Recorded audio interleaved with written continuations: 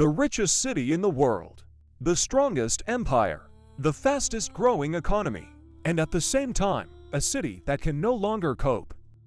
Thousands of people arrive here every day. The streets are getting narrower. The houses are higher. The air is heavier. The city is growing faster than it can handle, and no one notices it. Imagine that you live here. You wake up in a room with no ventilation. Below it, the rumble of wagons. There is smoke outside the window, which has not disappeared for weeks. You don't think about the future. You're just trying to survive another day. But if we take a closer look, we will see the moment when everything starts to crack. The seemingly invincible city is already on the verge of changes that will change it forever. Let's go back there. Before London became modern, before his tension became apparent, the streets appear familiar, routine, almost unchanging. Yet beneath the surface, forces are gathering. The sound of the present fades, replaced by something heavier. The scrape of iron, the echo of crowds, the low, constant hum of a city growing beyond its own understanding. Using contemporary eye tools, engravings, maps, paintings, and written records are drawn back into motion. Stone gains weight again. Streets regain their depth. Smoke drifts as it once did. The camera moves slowly, but what it observes is no longer entirely calm. London around 1800 is not a city at rest. It is a city under pressure. For a moment, the present loosens its grip. The modern skyline dissolves. In its place stands a city packed tightly together, vulnerable and crowded, its future already forming but not yet visible. What follows is not a lesson. It is a passage through a city standing on the edge of transformation. London at the turn of the 19th century is enormous by the standards of its time. It stretches outward relentlessly, drawing people in faster than it can absorb them. Rural villages dissolve into streets. Fields become building sites. The city expands without permission from those who live inside it. This is a city shaped by work and conflict. Trade feeds it. War sustains it. Industry begins to alter its rhythms. Wealth accumulates rapidly, but unevenly. Entire neighborhoods live in proximity to abundance they will never touch. The air grows thicker each year. Coal smoke settles into stone and cloth. The river darkens. Noise becomes constant.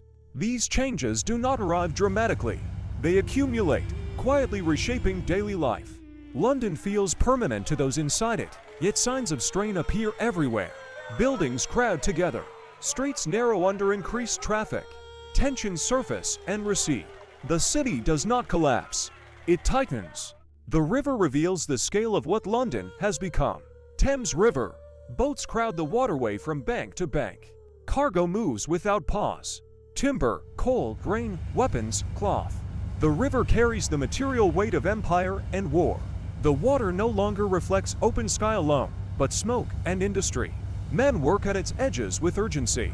Delays cost money. Accidents are expected. They could not know how much heavier this traffic would soon become. For now, this already feels overwhelming. Crossing the river compresses the city into a single passage. Old London Bridge. The bridge is dense with movement and sound. Structures rise directly from its surface, narrowing the way. People push forward. Carts stall. Voices rise briefly, then fade. The bridge is not only a crossing. It is a bottleneck, a pressure point where the city feels its own limits. No one stops to consider whether this arrangement can last. It has lasted long enough. Beyond the bridge, the city releases its tension into trade. Smithfield Market. The market is loud, physical, relentless. Animals are driven in. Goods are weighed. Money changes hands quickly. Disputes flare and end just as fast. Hunger and profit exist side by side. This is not a place of spectacle. It is survival conducted in public. Those here sense instability, but not change. The market has always absorbed the city's needs. It will do so tomorrow as well. Further east, streets tighten around work. Cheapside. Shops spill outward into the road. Signs creak overhead. Apprentices shout instructions. Deliveries arrive continuously. The street vibrates with commerce. This is a city feeding itself through motion. No one pauses long enough to question the speed. Momentum feels necessary. Westward, order attempts to assert itself. Street. James's Park. Paths are maintained. Trees are controlled. Movement slows here, but tension remains beneath the surface. Uniformed figures pass through. Conversations lower. The open space offers relief, but not escape.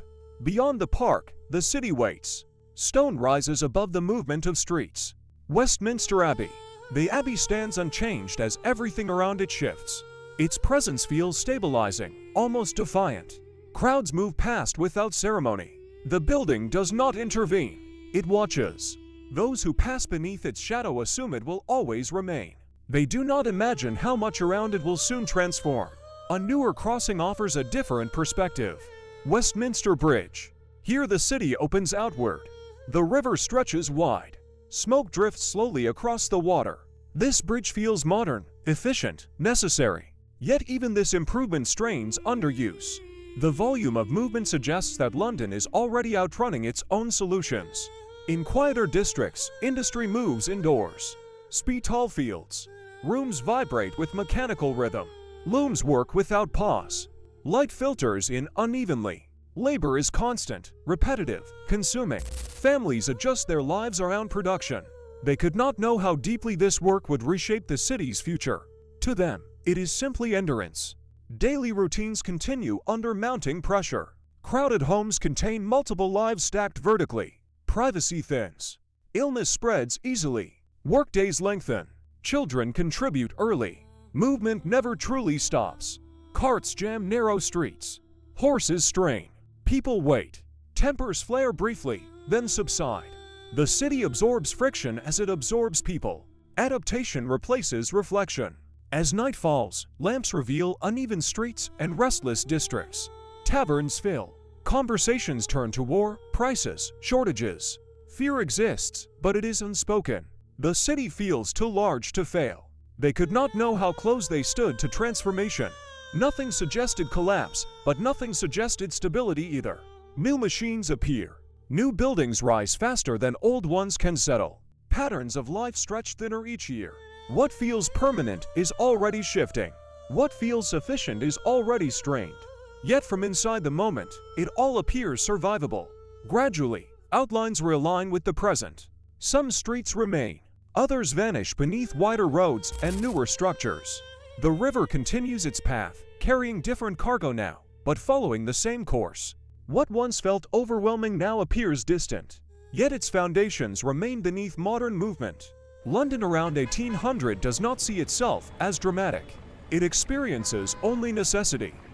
Work, crowds, pressure, continuation.